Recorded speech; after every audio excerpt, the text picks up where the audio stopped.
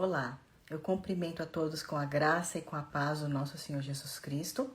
Hoje as minhas percepções serão em Gênesis 5 e 6, porque Gênesis 5 é sobre a genealogia de Adão e ele vem falando aquela série de nomes, tá bom? Então eu vou pegar os 5 e os 6, mas eu vou aqui destacar algumas coisas do capítulo 5, que diz assim: Este é o relato dos descendentes de Adão, quando Deus criou os seres humanos. Formou-os semelhantes a ele.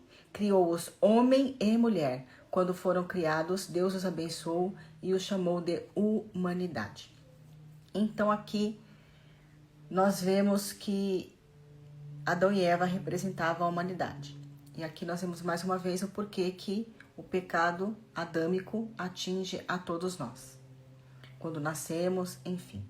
Depois aqui já começa falando que aos 130 anos Adão teve um filho chamado Sete, que era semelhante a ele, à sua imagem. Depois do nascimento de Sete, Adão viveu mais 800 anos.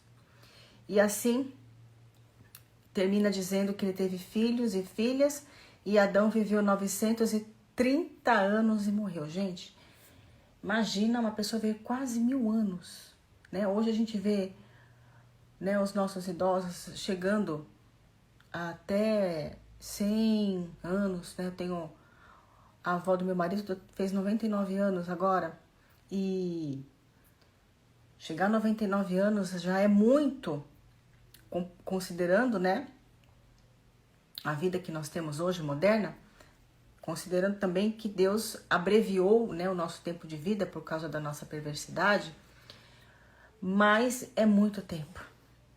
Viver 1000 anos na Terra. Mas enfim, passa-se vários versículos discorrendo toda a genealogia de Adão, toda a sua descendência.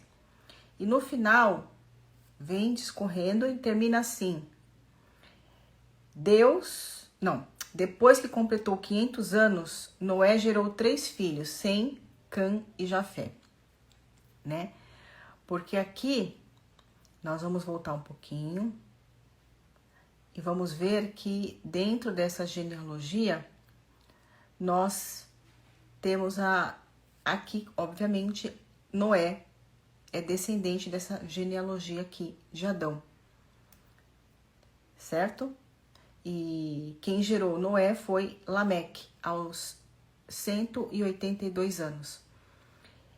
E diz assim, né, o que foi dito sobre Noé. Pois disse que ele traga alívio de nossas tarefas e do trabalho doloroso de cultivar essa terra que o Senhor amaldiçoou. E depois do nascimento de Noé, Lameque viveu mais 595 anos, teve filhos e filhas. Lameque viveu 777 anos e morreu. E depois que completou, só depois, com 500 anos, é que Noé gerou Sem, Cã e Jafé. Ainda gerou 3 filhos com a idade de 500 anos. Então, aqui tem essas peculiaridades, características bíblicas, né? Alguns estudiosos falam que os homens com 500 anos era uma aparência e um vigor físico de uma pessoa hoje mais, numa idade idosa, mas com mais vigor. A aparência era melhor. E por isso que eles podiam gerar filhos, né? Tanto o homem quanto as mulheres. Apesar de ser avançado em idade, seu corpo físico não era, assim, deteriorado, digamos assim. Aquele corcundinha, carregando a bengala. Não, eles se mantinham ativos. Tanto é que eles falam, Noé, que disse de Noé, que ele traga alívio às nossas tarefas e o trabalho doloroso de cultivar a terra que o Senhor amaldiçoou. Ou seja, eles trabalhavam muito, mesmo tendo uma idade muito avançada, né, para nós, porque para isso eles tinham que ter o vigor físico mantido nos seus corpos. E aqui o detalhe é que todos, né, sabiam que a terra tinha sido amaldiçoada por Deus por conta do pecado de Adão. Isso foi sendo passado de geração a geração, através, né, como não tinha escrita ainda, era através da tradição oral, né, tudo era feito pela oralidade. Aí nós vamos para o capítulo 6. Muitas coisas poderiam ser ditas ali mais, naqueles capítulos, mas é só uma percepção, eu não estou me aprofundando totalmente, minuciosamente, como eu disse, em todos os aspectos do capítulo, porque cada capítulo desse, gente, dá muito vídeo, tá? Assim, mesmo que você pegue somente um versículo, porque aqui, como eu disse antes, o Gênesis, ele é um livro de ensinos, de princípios de Deus para a nossa vida. Se você consegue aprender esses princípios de Gênesis, você tem uma vida reta diante do Senhor, uma vida de santidade, uma vida de prosperidade diante dele. Porque quem obedece princípios, a bênção do Senhor o acompanha. Por isso que esses patriarcas eram muito abençoados e tinham essas promessas sobre a vida deles. Enfim, vamos para o capítulo 6. E aqui eles já começam a dizer que os seres humanos começaram a se multiplicar na terra e tiveram filhas. E os filhos de Deus perceberam que os filhos dos homens eram belas. Tomaram para si as que os agradaram e se casaram com elas. Então o Senhor disse, meu espírito não tolerará os humanos por muito tempo, pois são apenas carne mortal. Seus dias serão limitados a 120 anos, como eu falei. Que ia chegar um tempo em que Deus ia abreviar, né? Chegou. Foi logo no capítulo 6, porque ele disse bem claro que o meu espírito, né? E nós vemos a maneira como Deus trabalha muito grande aqui em Gênesis, porque em todo tempo a gente vê a manifestação de Deus Pai, de Deus Filho e de Deus Espírito Santo, né? E aqui ele fala do Espírito Santo.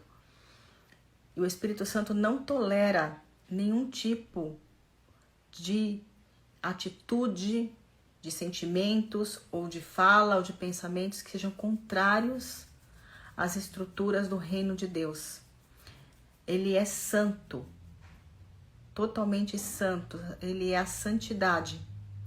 Então, ele se entristece, ele se aborrece, né? É uma pessoa da Trindade que a que mais é demonstrado os sentimentos na Bíblia. Sentimentos esses que eu já falei, de aborrecimento, de tristeza. Ele se cala. Quando você não dá espaço ao Espírito Santo, ele se cala. Ele não fala mais, ele não direciona mais. Ele fica ali, adormecido, né? Então, assim, a gente vê essas manifestações maravilhosas do Espírito Santo desde o Antigo Testamento, desde Gênesis, né? Lá no primeiro versículo, como eu já comentei com vocês. E aqui, aqui mais uma vez. Então, o Espírito Santo não, né, que é o Espírito do Senhor, não toleraria mais, não ia tolerar, não ia, sabe, conviver mais com essa tamanha perversidade, tamanha iniquidade. E aqui continua o relato falando que que naquela época havia gigantes na terra, né? E dizem que esses gigantes foram de relacionamentos entre os seres humanos com anjos. Alguns falam que esses anjos eram os anjos caídos que foram expulsos do céu e que estavam vagando aqui na terra. E aí eles tiveram relações com mulheres e aí eles tiveram filhos e esses filhos se tornaram gigantes. Alguns falam que eram gigantes em estatura e alguns falam que eram gigantes no sentido de que eram homens valorosos, homens de guerra, homens que ganhavam as suas guerras e traziam, né, o domínio sobre outros povos. Então eles eram considerados gigantes de guerra. Outros apenas acham que era a estatura e aí isso não tem um ponto final. Não se chega a conclusão. Você vai ficar a vida inteira debatendo sobre isso e não vai se chegar a uma conclusão, né? Como diz a palavra, agora a gente conhece em parte, mas um dia a gente vai conhecer, né, a verdade face a face. Totalmente. Só que o Senhor, conforme o Senhor observou, aqui está assim no capítulo 5, o Senhor observou quanto havia aumentado a perversidade dos seres humanos na terra e viu que todos os seus pensamentos e seus propósitos eram sempre inteiramente maus. Ou seja, o homem estava aqui na terra, mas aí ele começou a se entregar à sua carnalidade, né, ao seu pecado mesmo, e chutou o balde, aquela coisa meio que a gente viu lá em Caim, né? Recebeu uma palavra do Senhor, o Senhor falar, mas se você fizer bem, eu vou aceitar. Por quê? Cadê seu irmão? Ah, não sei. Quem sou eu para saber do meu irmão? Um cinismo por quê? E na hora que o Senhor vai castigá-lo, ao invés de ele pedir perdão, ele continua na sua arrogância. Ele não se arrepende. E aqui eu acho que, eu pensando comigo, tá? Porque são as minhas percepções, as minhas imaginações. Então a pessoa fala assim, já que Adão pecou, nós somos filhos do pecado, então eu vou viver do meu jeito, vou fazer as coisas da minha maneira e vou me entregar mesmo à minha carnalidade. E aqui nesse ponto fala que aumentou. A Bíblia fala, o Senhor observou quanto havia aumentado a perversidade dos seres humanos na terra. E que os seus pensamentos e os seus propósitos eram unicamente para o mal. Então olhou para o homem, mas não viu um traço de vontade de fazer o que é bom. E aí, o que acontece, né? Diz mais para frente que o Senhor se arrependeu. Nesse mesmo versículo 6 fala que o Senhor se arrependeu de ter criado o homem e ter colocado na terra. E isso lhe causou imensa tristeza, né? Gente, olha, é só o ser humano mesmo para entristecer o Altíssimo dessa forma. É inacreditável às vezes, né? A gente pensa que as coisas boas que a gente tem, que a gente faz, as nossas habilidades, que a gente faz coisas que não dependem de dons espirituais, mas, por exemplo, lavar bem uma roupa, cozinhar bem, ser uma pessoa que é um bom médico, um ótimo engenheiro, uma pessoa que tem facilidade para aprender matemática, isso não vem de nós. Nada que for bom, pense em alguma coisa boa, qualquer adjetivo. Bom médico, boa mãe. Eu sou uma pessoa inteligente, eu sou uma pessoa que me importo com o próximo, eu tenho empatia. Isso não vem de nós. Nada. Tudo que é bom vem de Deus. Tudo de bom que tem em nós, até a capacidade e habilidade de aprender uma profissão, seja qual for, vem de Deus. É uma habilidade que Ele te dá de conhecer aquilo que você já tem uma afinidade na personalidade que Ele já te deu, né? As características que Ele já colocou em você. E se você cultivar as coisas boas, você dará bons frutos, obviamente. Mas nada do que é bom vem de nós. E por isso que quando Deus olhou para a humanidade nessa hora, Ele falou, não tem nada bom neles. Eles não me buscam, eles não se arrependem. Eles não buscam relacionamento comigo e se entristeceu. Então, ele disse que iria eliminar da face da terra a raça humana que havia criado. E que destruiria também todos os seres vivos, pessoas, grandes animais, os animais que rastejam pelo chão e as aves dos céus. Arrependo-me de tê-los criado. Noé, porém, encontrou favor diante do Senhor. Então, aí já é uma confirmação do que eu acabei de falar, né? Porque Noé foi a única família que vivia uma vida de relacionamento com Deus, cumprindo as ordenanças daquele momento a Deus e que vivia uma vida reta diante do Senhor. Então, nós seguimos aqui, tem um relato de Noé e de sua família dizendo que Noé era um homem justo. A única pessoa íntegra naquele tempo e andava em comunhão com Deus. Noé gerou 3 filhos, como eu falei já no versículo anterior, né? Sem, Cã e Jafé. Um único homem dentro de uma geração que foi considerado justo, íntegro e que andava em comunhão com Deus, ou seja, um relacionamento mais próximo do Senhor. Então, como Deus viu que a terra estava cheia de violência, havia se corrompido, que havia grande maldade pelo mundo, então ele disse para Noé que ele ia destruir a terra. Então, assim, a comunhão era tão forte que Deus se revelou a Moisés e contou a ele os seus planos. E não só contou os seus planos de que iria destruir a terra por causa da maldade do homem, mas aqui e depois no tabernáculo a gente vai ver essa mesma... Lá quando o homem vai construir o tabernáculo, a mesma coisa a ação de Deus com os detalhes. Ele disse, olha, não falou somente assim, ó, vai lá e constrói a arca. Eu já fiz o mundo, eu já criei a humanidade, vocês se perverteram, agora eu vou destruir tudo. Se você quiser, eu vou salvar sua família porque você é justo e íntegro comigo. Mas olha lá, ó, constrói uma arca aí e te vira. Faz aí e se salve. Mas não foi dessa forma que Deus agiu. Deus revelou seu plano para ele e depois veio e disse, olha, construa uma grande embarcação, uma arca de madeira de cipestre. Ele deu até o nome da árvore da madeira que devia ser feita a arca. E depois disse, cubra com betume por dentro e por fora para que não entre água. Então assim você vai fazer com essa madeira, provavelmente era a madeira mais forte que tinha naquele momento, que flutuava, mas que era resistente à água e flutuar. E passa betume por dentro e por fora para vedar, né, para não entrar nenhuma água, porque ia ficar muitos dias essa arca sobre a água.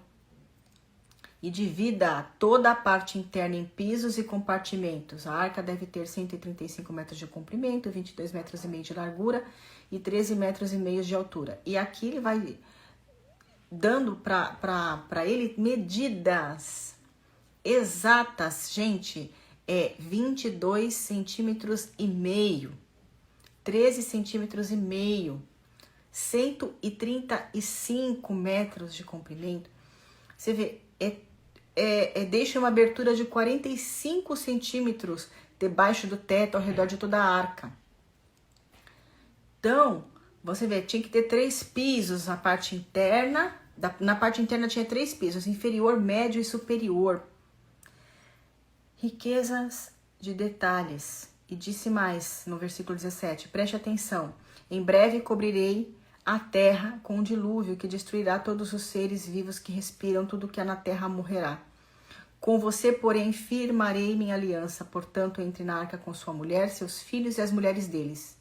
Leve na arca com você um casal de cada espécie de animal selvagem e doméstico, um macho e uma fêmea para mantê-los em vida. Um casal de cada espécie de ave, de cada espécie de animal e de cada espécie de animal que rasteja pelo chão virá até você, para que mantenham com vida. Cuide bem para que haja alimento suficiente para a sua família e para todos os animais. Noé fez tudo exatamente como Deus lhe havia ordenado. Ai, olha, gente, é muita riqueza de detalhe, é muito cuidado com a alimentação dos animais. Cuide para que esses animais não pereçam de fome, que a sua família não pereça fome, né? Porque serão muitos dias. Você, Noé, vai levar todas as suas noras, os seus filhos, os seus netos, todo mundo pode entrar na arca. E os animais vão vir até vocês, até os animais que rastejam pelo chão, eu vou trazê-los até você, para que você guarde o exemplar de cada um deles aí na arca, com o alimento e com o sustento para sua família. Agora eu fico imaginando, né, o barco balançando, os animais batendo nos lados, né, onde eles estavam ali presos. Imagine o barulho que não era esses animais, o elefante, o galo, a galinha, as aves do céu, os barulhos que os leões, né, o tigre, enfim, os animais que existiam naquela época, o barulho que não devia ser, porque os animais se assustam, mesmo sendo selvagens e acostumados com as intempéries da natureza, eles ficam assustados. Todo animal. E o instinto deles, quando ouve algum barulho ou vem uma chuva, é correr para um abrigo. Embora eles estivessem no abrigo, não era um habitat natural deles. Imagino também a fome descomunal que alguns animais tinham, por exemplo, um leão, um elefante, que é um animal de grande porte, um camelo e outros animais, a fome que devia ser o dia inteiro só para alimentar esses animais, o trabalho cansativo que devia ser. E você pensa que era uma família, mas era um número reduzido, porque ele teve somente 3 filhos, e ele e a mulher. Então, por mais que tenha as noras, e você conta com um número reduzido de pessoas para dar conta desse número grande de animais. E o fedor, né? O fedor, a caatinga, deve ter sido muito ruim. né? Porque ali a gente sabe que o banheiro não era igual o banheiro atual, né? Que tem descarga, que se aperta, vem cheirinho, vem não sei o que e tal. Você põe um spray lá de perfume, fica tudo maravilhoso e tal. Não era, né? Só que não. É uma coisa bem rudimentar, tanto para os animais quanto para os seres humanos. Eles tinham que recolher aquelas fezes daqueles bichos ali e não devia ser fácil mesmo, né? Mas tudo aquilo tinha um propósito, como tudo que Deus faz. Às vezes a gente está passando por um momento assim difícil demais, como esse que eles passaram, mas dentro de um barco para sobreviver a isso e saber que você foi escolhido ali por Deus para estar salvo, embora o barco balance, os bichos gritem, o perfume não esteja tão bom, mas que ao final você vai sair daquela arca em solo seco e estará seguro debaixo da potente mão do Senhor. Eu acho que essa é a mensagem entre tantas que você pode tirar desse capítulo que nós acabamos de falar. Não importa o quão perdido ou com quanto trabalho você esteja ali fazendo sem parar, Deus está conosco em todo o tempo. E no final essa arca vai parar num lugar bem seguro, bem seco. E nós vamos ver o arco-íris no final da tribulação. E vai fazer como Noé, estabelecer um altar na presença do nosso Senhor Jesus. E isso também é um tópico para o próximo capítulo.